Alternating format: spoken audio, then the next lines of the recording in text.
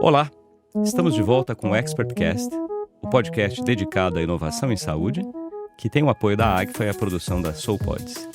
Eu sou Gustavo Meireles, médico radiologista, vice-presidente médico da AFIA e fundador da comunidade de inovação em saúde. E tenho o prazer de receber aqui hoje, novamente, dois amigos, o Mário Martins, que é CEO da Horizon, Antônio Carlos Endrigo, que é médico e empreendedor na saúde, para continuarmos conversando sobre transformação digital muito além da tecnologia. Na primeira metade do episódio, nós tivemos uma conversa muito boa sobre o papel da cultura, métodos Lean, Agile e também a transformação digital pela visão de um médico e empreendedor no setor. Eu gostaria de continuar agora e vou começar novamente com o Mário, que no primeiro episódio abordou a importância da cultura e dos métodos para a transformação digital da saúde, e você falou bastante ali da discordância com a alta patente e desta provocação e desse ambiente em que, gostei da sua frase aqui, mais uma, né? Eu citava lá o olha o que o incentivo incentiva, atenção ao que o incentivo incentiva, que a cultura é o que rola. E aí quando a gente fala de liderança, eu queria que você, como CEO de uma grande empresa e que implementou e que vem implementando ainda, como você disse, nos últimos anos, isso tudo no setor, o que diferencia um líder que patrocina uma mudança daquele que realmente transforma a cultura da organização? Qual que é o papel do líder? O CEO sempre será responsável pela cultura. Ele pode não saber disso, né? Mas é profundamente o que rola, como você usou, ele é fundamentalmente fruto do que ele faz ou deixam fazer. Então tem essa questão. Quando você tem a oportunidade, e eu volto, eu tive uma oportunidade de fazer um projeto de longo prazo num ambiente em que eu tive amparo dos meus acionistas. Nem todo mundo tem essa oportunidade. Ficou bastante claro que a questão de liderança é o fundamental para que você tenha a questão de segurança psicológica ou nível de medo adequados para aqueles hábitos florescerem. Isso ficou muito claro. Então tem uma questão que o CEO ele tem que perceber que não é só a questão dele emitir cultura, ou seja, dele procurar dizer todos os dias que, olha, eu estou assinando embaixo de um acordo coletivo em que nós vamos ser educados, não é nada mais do que isso, né? Educados, vibrantes ou, enfim, entusiasmados, ou, enfim. Mas nós vamos ser fundamentalmente educados, né? É uma questão de educação, que é respeito. Isso não é fácil, né? Para muitas personalidades.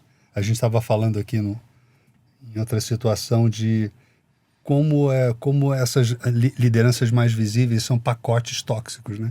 Então você pega a liderança da Apple, né? O líder da Microsoft, enfim, na sua fase mais jovem. Você tem vários exemplos onde essas grandes figuras elas tinham componentes claramente tóxicos e parece até que toxicidade é um atributo para realizar grandes coisas, né? Eu gostaria de discordar disso. Uhum. Mas quando você, então, assume que o seu papel é basicamente cumprir o que você assinou embaixo, isso tem um nível de commitment pessoal muito grande. Porque, obviamente, a vida é muito difícil e a gente sabe que autocontenção ou força de vontade é um músculo que cansa, né? Tem o modelo muscular da força de vontade, né? A força de vontade você exercita, mas você cansa. Ao final do dia, o que chega em casa é uma versão piorada da gente. Não é versão melhorada, é piorada. Acho que todo mundo saca que quando chegar tem que dar um reset para que a família não pegue a pior parte. Principalmente em profissões onde você tem uma questão emocional mais violenta, como o pessoal que atende pacientes em aeroporto, né? Imagina? Né? Esse tipo de coisa, né? E faz. Então tem a questão de você cumprir a sua parte. E tem a questão fundamental da sua equipe direta cumprir a sua parte. Talvez essa seja o maior dilema que alguém que quer fazer isso seriamente, porque normalmente você vai herdar um corpo executivo que tem seus pacotes tóxicos. Isso é normal. Mas dependendo do nível de toxicidade, essas pessoas vão ser detratoras da cultura. Então não adianta você sozinho ser aquela pessoa que tenta fazer o que diz. Se os seus diretos, eles são muito importantes, porque eles têm um poder de multiplicação muito grande, eles não cumprirem a cartilha, acontece o que acontece normalmente, que é A turma ouve falar da cultura, fala, mas olha ali o que está acontecendo, né? Olha ali o que aquele cara faz. E talvez esse seja o maior dilema, porque essas pessoas são funcionais, as pessoas são pacotes, né? São pacotes, elas têm várias questões. Às vezes alguém cognitivamente é brilhante, do ponto de vista de execução é brilhante, mas introduz toxinas na operação. Isso você que tem que arbitrar, porque esse custo está sendo introduzido na organização e está sendo introduzido em termos de saúde mental. Em geral, as pessoas vão te tratar bem. As pessoas da sua equipe, tóxicas ou não, vão te tratar bem. Para baixo é outra história. Então, eu pessoalmente tive o luxo de poder não fazer esse tipo de concessão e desenvolver uma equipe onde é básico que também tratem as pessoas com respeito. E isso vai fazendo uma espécie de onda, porque essa pessoa também ela vai ter que fazer com a sua equipe e ela vai ter que sistematicamente identificar aqueles perfis que são detratores da cultura. Ou seja, tem um processo onde você vai identificando e as pessoas que não têm esse tipo de possibilidade ou perfil vão deixando a empresa. E isso, obviamente, é um processo que leva tempo. E deveria levar tempo até por uma questão de princípio, que é, se eu identifico alguém na minha equipe que tem problemas de natureza de autocontrole, basicamente, autopercepção. A autopercepção vem antes do autocontrole, né? Eu só controlo o que eu percebo, né? E se essa pessoa é apontada, é confrontada com esse tipo de problema, ela tem duas atitudes. Uma é, que eu já vi, falar, não, isso aí é muito mimimi, você já viu que ali não tem condição de nada, porque a pessoa mesmo não compreende que tem um problema.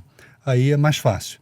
Mas, em geral, não é isso que acontece. O que acontece é que a pessoa reconhece e aí corre atrás de uma transformação pessoal. Na minha experiência, na maioria dos casos, quando você tem alguém que é realmente tóxico, você pode promover com ela, se ela decidir, com a ajuda de coaching, ela pode sair de um patamar tóxico para virar alguém suportável. Isso eu já vi. O que é excepcional. O que é excepcional. Tive depoimentos de gente assim, falou, olha, minha vida familiar, a família agradece, etc., mas para a empresa não dá para fazer esse acordo. A gente hoje em dia não pode contar com pessoas medíocres, do ponto de vista de medianas, nesse aspecto. Então as pessoas vão cumprir esse ciclo a maioria vai cumprir esse ciclo de, quando for um caso mais grave, mais desviado, ela vai tentar durante 1 ou 2 anos, vai perceber que não deu e vai deixar a empresa. Em menos casos, transformações são possíveis, mas eles são raros, tá? Então a minha mensagem é, se você tem uma equipe onde você tem 1 ou 2 pessoas que são claramente tóxicas, realmente tem uma conversa muito franca, estruturada com essas pessoas em relação ao nível de ambição que uma transformação dessas tem que acontecer. Essa minha impressão dessa trajetória vai em formação de equipe. Primeiro, você decidir ser exemplo para a equipe. Segundo, ter uma equipe que possa ser exemplar. Mas no ponto de partida, nem todo mundo tem o grau de inteligência emocional mínimo para isso.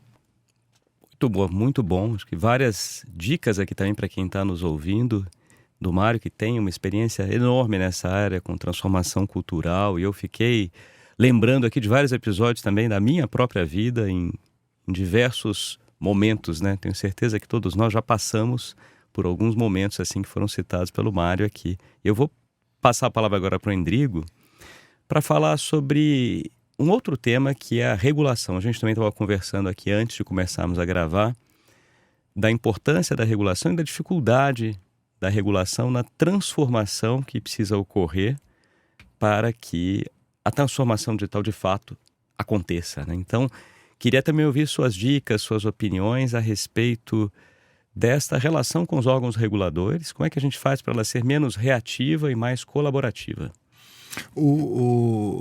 Gustavo, eu trabalhei um tempo na Agência Nacional de Saúde.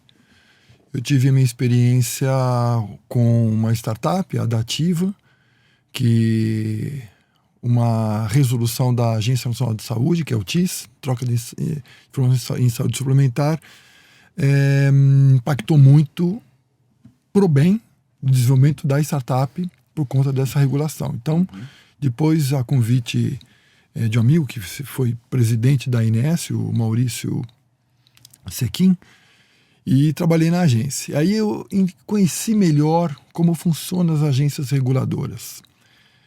E até eu, como um diretor da Associação Paulista de Medicina, atualmente, provoco muito meus colegas médicos, porque todo mundo odeia a Agência Nacional de Saúde. E na agência existia uma máxima. Se o mercado inteiro fala mal de você, é porque você está fazendo um bom trabalho. Se só um grupo fala mal, presta atenção que você está sendo parcial. Tá? E ela não existe para ser ruim. A agência existe quando tem uma falha de mercado. Quer dizer, existem 3 atores, sendo que 2 estão sendo privilegiados em detrimento de um por insuficiência de informação. É para isso que existe a agência reguladora. Tá? E em planos de saúde é fundamental, porque a operadora contrata médicos, hospitais, e quem paga é o beneficiário. Né? Esses 2 aqui têm privilégio de informações em detrimento desse que acaba às vezes sendo prejudicado, então temos que regular esse mercado. Na agência, ela é sempre reativa, mas a cabeça dela lá dentro não é para ser reativa. Por que ela é reativa? Porque os atores não se manifestam. Então é assim, poxa, por que não vem um hospital aqui propor uma resolução? Por que não vem uma operadora propor uma resolução? Por que não vem médico propor uma resolução? E eu falava isso dentro da PM. Gente, vocês ficam criticando, vai na agência. E qualquer um, se ligar na agência, eu quero falar com o diretor, consegue agenda com o diretor. Qualquer um. Estou falando aqui para todo mundo que está ouvindo a gente aqui. Liga na agência, se tiver algum assunto para debater, para esclarecer, vai lá, a agência, o diretor vai recebê-lo. Se não for o diretor, é um técnico, vai recebê-lo. Então, a agência está lá parada para ajudar a sociedade. Então, e aí a gente, às vezes, fica preocupado. Tem um mercado que existe, não está regulamentado, e quando a agência percebe essa insuficiência de informação de algum ator, ela vai lá criar uma regulamentação, todo mundo fica com medo. Né? E nós temos alguns exemplos recentes. Falei agora do TIS, ele criou um mercado novo que não existia, e ele tirou muito dinheiro do mercado por ineficiência, que é papel. O papel é a coisa mais ineficiente que existe em qualquer setor. Né? E o TIS, a proposta era tirar papel. Não tirou tudo ainda, mas está tirando. Mas já se economizou muito dinheiro com o TIS. A pandemia fez uma revolução. Acho que nunca, em nenhum lugar da história da humanidade, houve uma transformação tão rápida como na pandemia. Olha só, na época eu ainda estava na Mevo e a gente estava quebrando pedra para os médicos emitir uma prescrição de medicamento digital, que é muito mais seguro do que no papel. Muito mais seguro. E todo mundo reclamava que isso é muito difícil, Bastou uma portaria do Mandetta. Em 7 dias, as farmácias estavam prontas para receber a prescrição digital e os médicos, nem todos, mas uma grande maioria já pronto para certificado digital. CRM emitiu gratuitamente certificado digital. Os médicos reclamavam, vou ter que pagar? Vai ter que pagar R$100 por ano. R$100 por ano. Hoje o CRM dá de graça. O certificado digital, e ele emite a prescrição, e não só a prescrição, mas todos os documentos de forma digital. Você quer transformação maior que essa? E isso sem falar que acabou acelerando os médicos a adotarem prontuário eletrônico de forma segura. Mas olha, assim, foi muito rápido, muito rápido. Então, muitas regulações, elas vêm para ajudar muito e causar uma transformação enorme. E em breve vamos ter outras, né? Haja vista inteligência artificial, interoperabilidade, existem projetos de lei, inteligência artificial já está na reta final aí, né? Projetos de lei de interoperabilidade também que vai empoderar o paciente nas suas informações, porque hoje a gente não tem poder nenhum. Nós, como paciente, não tem poder nenhum. Está tudo lá nas pontas. Está no médico, está no laboratório, está no hospital, mas quando você vai pedir, você tem dificuldade. Exato. E eu acho que tudo isso vem para melhorar mais ainda. Muito bom, Rodrigo. Você lembrou aqui vários pontos, eu ficava pensando enquanto você falava, né? Prescrição, por exemplo, eu já sou um adepto. Bem, eu, radiologista, não fiz tantas prescrições na minha vida, mas ainda faço algumas aqui para algum conhecido que precisa, para uso próprio. Às vezes o amigo tá fora, você tá precisa fora. fazer uma prescrição. Eu prescrevi para um amigo que estava na Itália. Pois é. Precisava de um antibiótico.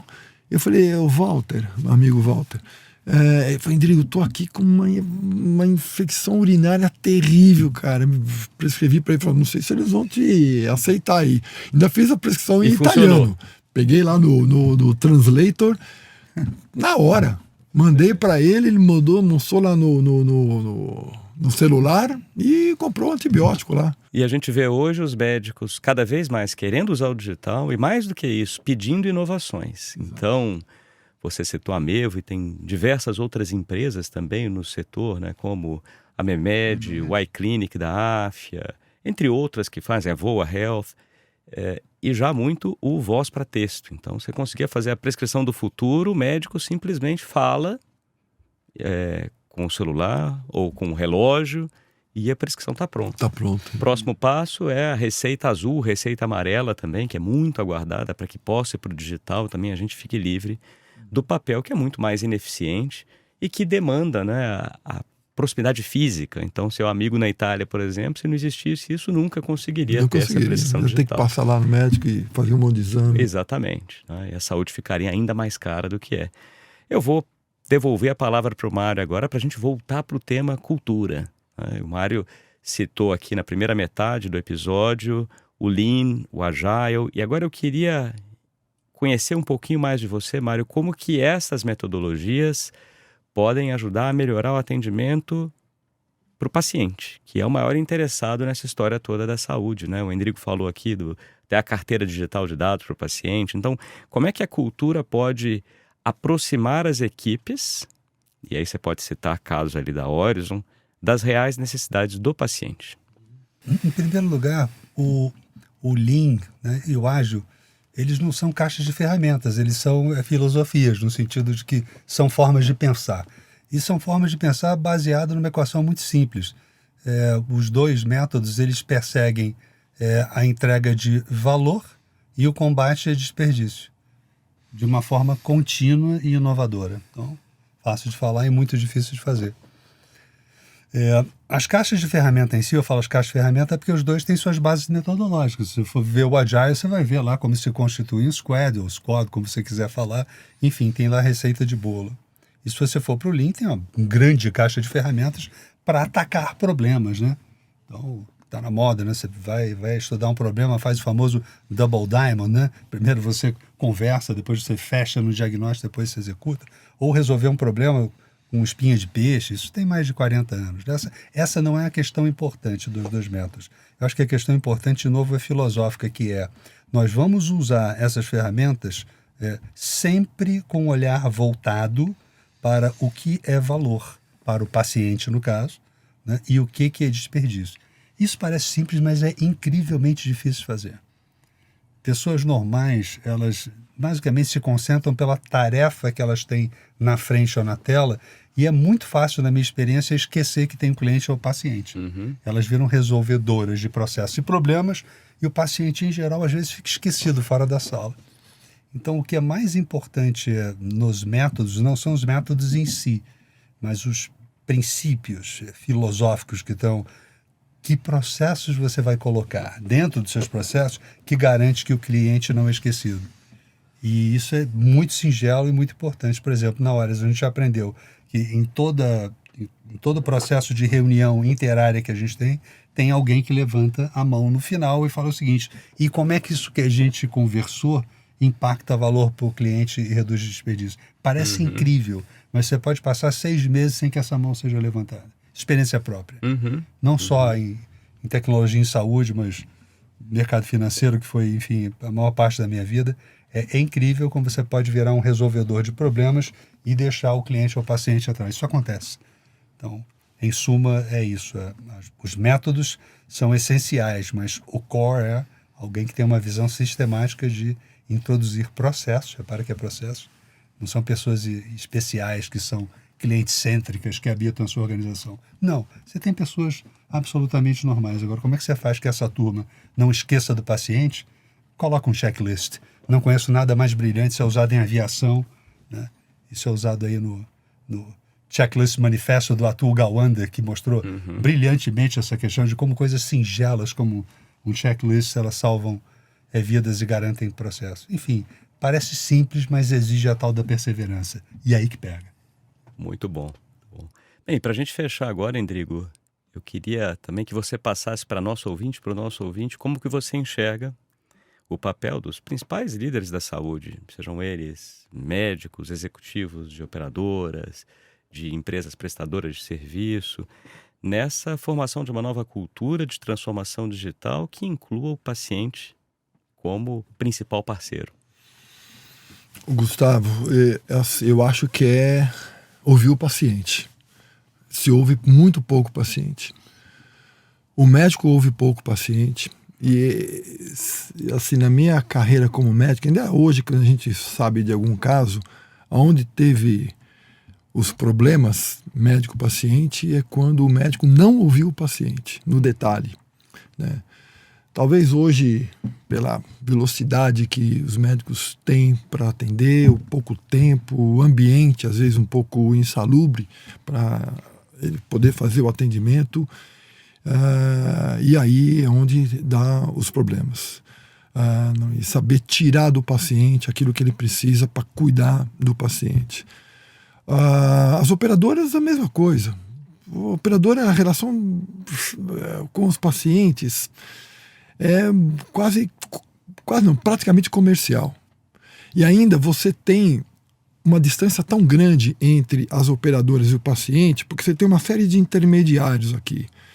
A gente tem hoje 70%, 75% dos planos empresariais. Uhum. Então ali você já tem um RH entre a operadora e o paciente. E ainda também tem, na verdade, sempre tem um corretor ou uma corretora que intermedia esta relação. Então o paciente está lá no final da fila, de 70 e poucos % dos pacientes privados. O SUS, você tem ilhas de excelência, que fala com o paciente, fala muito bem, por incrível que pareça. Eu tenho algumas experiências da minha empresa que presta serviço nessa área, a DTO, que é uma empresa de interoperabilidade. A gente tem como clientes a Prefeitura de São Caetano, agora estamos implantando o São Roque. Eles falam muito com o paciente e enviam ferramentas ou disponibilizam ferramentas para o paciente se conhecer e cuidar do paciente. Mas são ilhas de excelência. Então acho que esse é o principal recado que eu dou para que os líderes provoquem uma transformação digital que vá ao encontro daquilo que o paciente quer. Uhum. Né? Entregar isso para o paciente. Então, acho que, em linhas gerais, eu diria que é isso. E quando a gente fala de líderes, eu estou falando de todos os atores. Então, estou falando dos gestores, seja uma operadora de plano de saúde, seja uma secretária de saúde de um município, principalmente o médico, hospitais, que também ele tem um intermediário que é o próprio médico, né?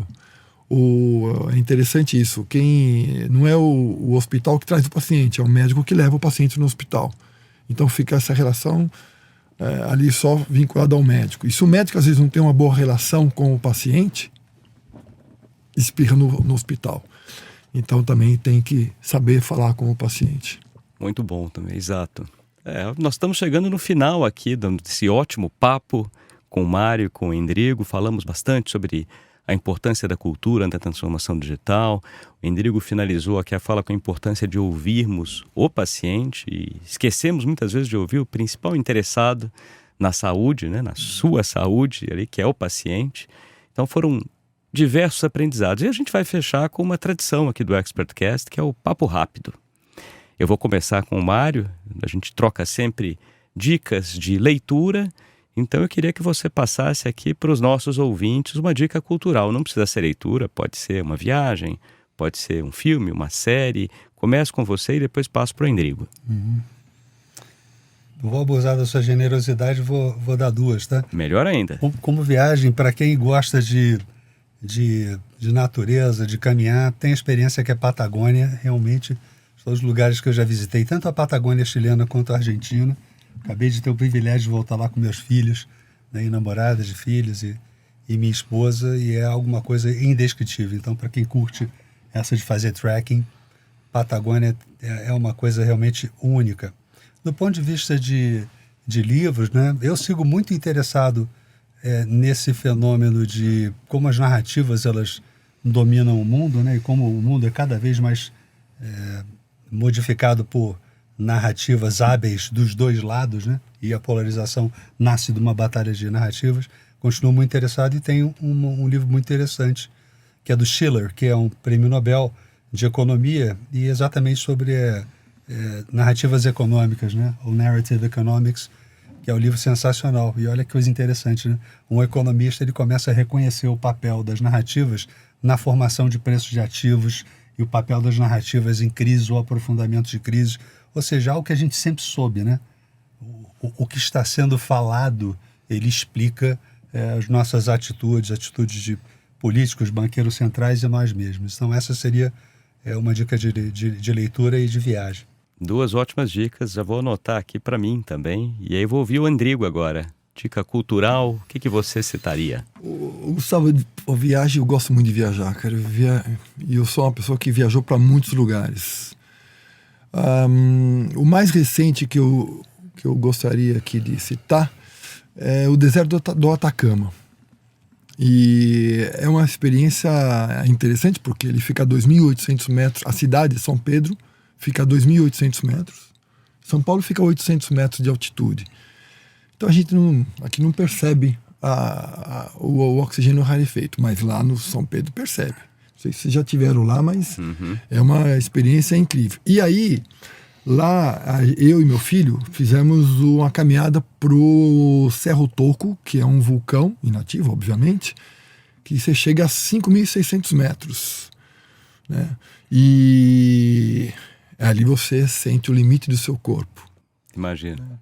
O oxigênio falta mesmo. E tem pessoas que têm lá aquela doença da altitude, né? Que é dor de cabeça, náusea.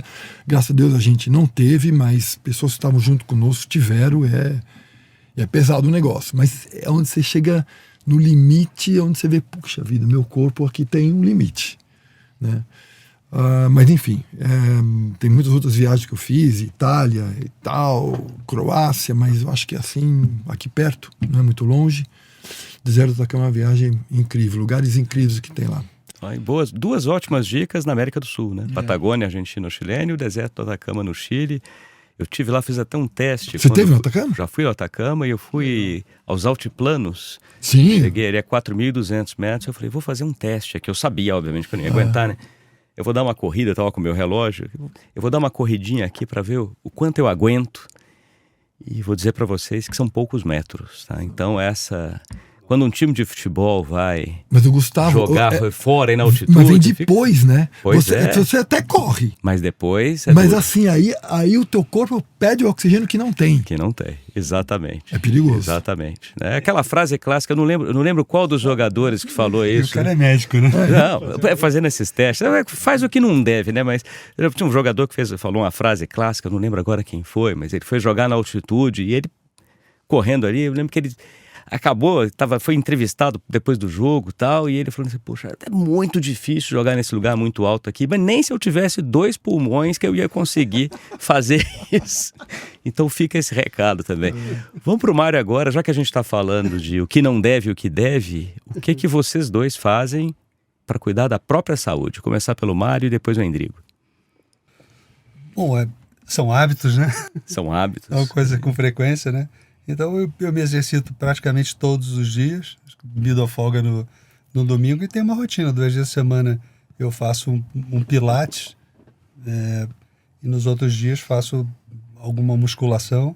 Medito todo dia, porque acho que é uma parte importante. Já medito aí há 30 anos. Então eu tenho uma rotina diária de me preparar para o dia. Assim, e tem que ser de manhã cedo porque senão não dá, e começar o dia de forma virtuosa muda a qualidade do dia, né? Transcendental a meditação? Eu também. Não é, né? Na verdade, transcendental é um rótulo muito interessante, né? De pegar um guru, que foi guru dos Beatles, não? Maharishi Mahesh Yogi, e falaram, olha, tem que vender meditação lá no Ocidente, como é que você faz? A primeira coisa que ele fez foi encurtar. Então fez 20 minutos, que é uma coisa que o americano tolera, né, velho? Então eu comecei por isso na época, porque era moda no Rio nos anos 80. Mas tem várias formas de meditação, assim como tem várias formas de exercício. O importante é você achar aquela que você consegue fazer todo dia, mas certamente não é mais essa, não. Muito bom. E você, Endrigo? Gustavo, eu tenho uma alimentação bem regrada. Eu procuro comer bem e eu faço muito esporte. Bastante. Sempre gostei.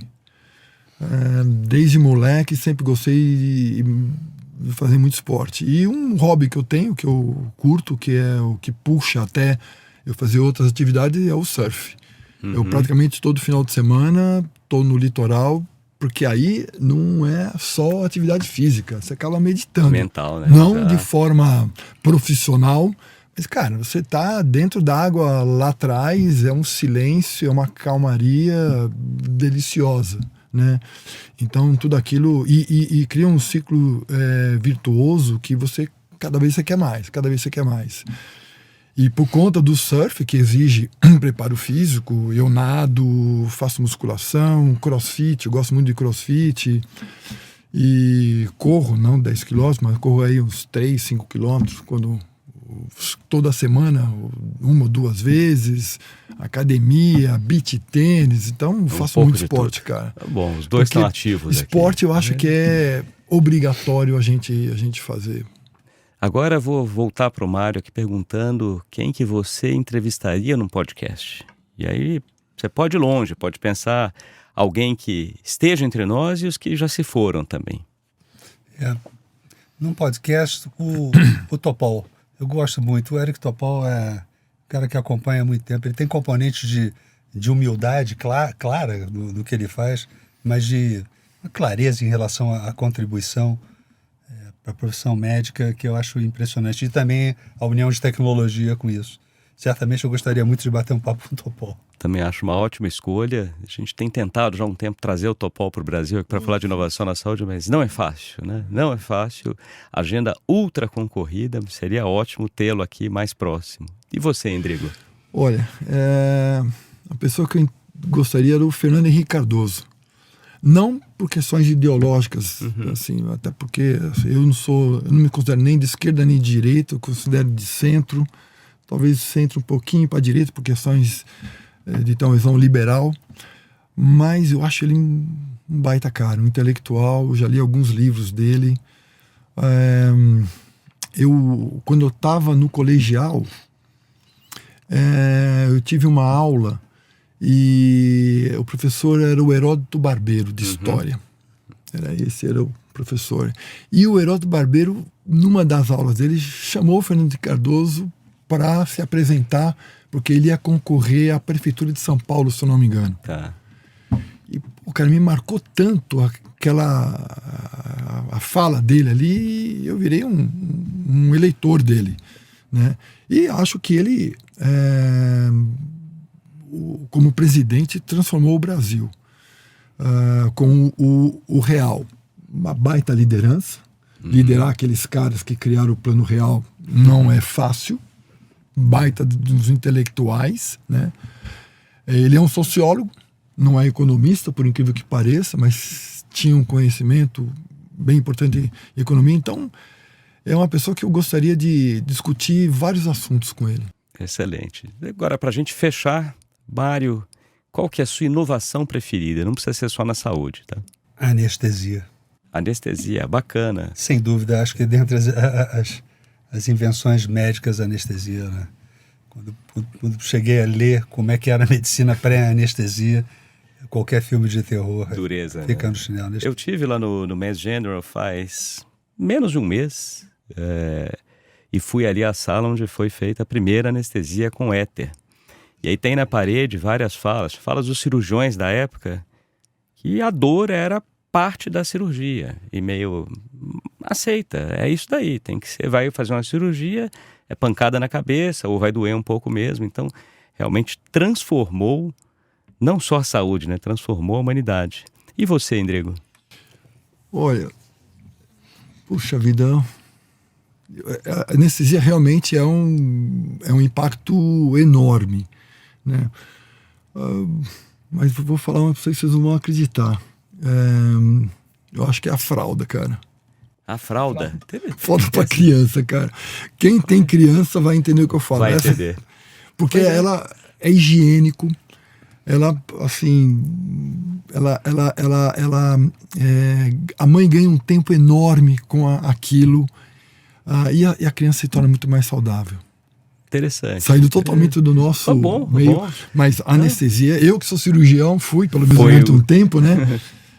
Que seria de nós sem anestesia? A gente ia limitar muito as cirurgias. Né? E sem a fralda. Muito boa. Boas dicas aqui. E, bem, foi um prazer receber vocês novamente aqui, meus amigos Mário e Endrigo.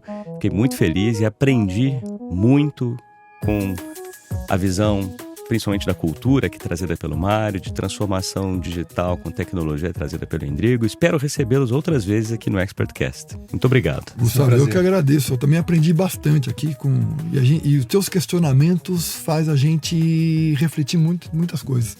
Muito bacana. Obrigado pelo convite. Foi um grande prazer participar aqui. Voltarão os dois. Bem, e para você que está nos ouvindo e assistindo, se gostou e gosta do ExpertCast, não deixe de nos dar 5 estrelas na sua plataforma preferida de podcast, compartilhar com seus contatos, publicar nas suas mídias sociais, porque é assim que a gente ajuda a disseminar informação de qualidade sobre inovação na saúde. E por falar em inovação na saúde, também não deixe de participar da comunidade Inovação em Saúde, onde estamos eu, Mário, Endrigo e mais 11 mil pessoas. Nossos grupos são abertos, gratuitos. Acesse www.inovaçãosaude.com e ali você consegue ter acesso à nossa página do LinkedIn e ao grupo do WhatsApp. O ExpertCast é um podcast que tem o apoio da Agfa e a produção da Soulpods. Agradeço aqui pela companhia e até o próximo episódio.